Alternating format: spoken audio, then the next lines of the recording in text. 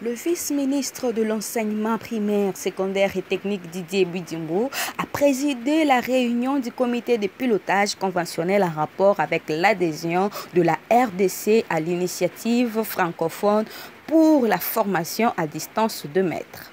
Cette initiative de l'Organisation internationale de la francophonie, qui est en partenariat avec la République démocratique du Congo depuis 2011, a pour principal objectif l'amélioration du niveau de l'enseignement en République démocratique du Congo, objectif que le vice-ministre estime atteint malgré la situation de l'enseignement caractérisée par la pression que connaît le système éducatif suite à la gratuité et la COVID-19. Le programme IFADEM pour lequel nous sommes réunis ici est le fruit de la coopération entre le ministère de l'enseignement primaire, secondaire et technique et ses partenaires. Nous avons cité l'Association pour la promotion de l'éducation et de la formation à l'étranger, la Fédération Wallonie-Bruxelles, l'Institut de la francophonie pour l'éducation et la formation, IFEF en cycle, l'Agence universitaire de la francophonie.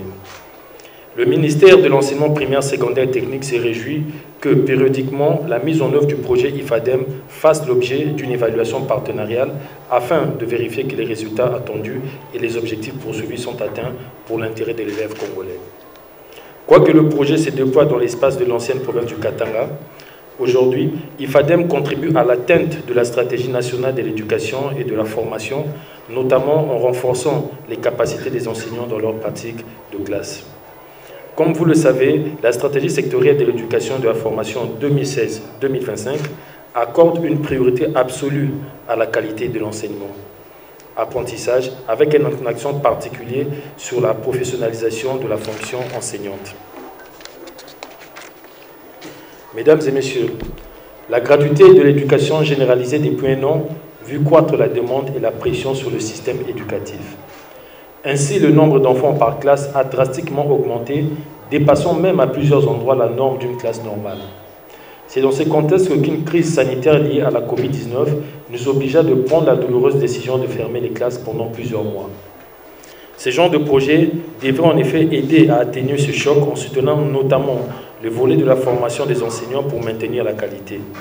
La présente réunion du comité de pilotage fera le point sur l'état d'avancement de l'initiative en République démocratique du Congo. Et il nous est demandé d'apporter nos recommandations pour améliorer davantage les résultats sur le terrain. Pour terminer ce mot introductif à cette réunion du comité de pilotage, je réitère les remerciements du ministère à tous les partenaires, en l'occurrence ici à l'Association pour la promotion de l'éducation et de la formation à l'étranger, la Fédération Wallonie-Bruxelles, l'Institut de la francophonie pour l'éducation et la formation, IFEF en cycle, l'Agence universitaire de la francophonie, pour leur appui aux efforts du gouvernement dans le redressement de l'éducation et de la formation en République démocratique du Congo. De son côté, le représentant de la province éducationnelle du Katanga s'est réjoui du niveau atteint par l'enseignement de sa province, tout en soulignant certaines difficultés qu'il rencontre. Cette année, nous sommes venus pour, n'est-ce pas, dans le cadre de la réunion du comité de pilotage national, pour faire l'état des lieux de l'avancement de l'initiative francophone pour la formation à distance des maîtres dans notre province, la province du Katanga, dont nous sommes coordonnateurs. Et cette évaluation des activités donc, a été axée sur trois grands résultats.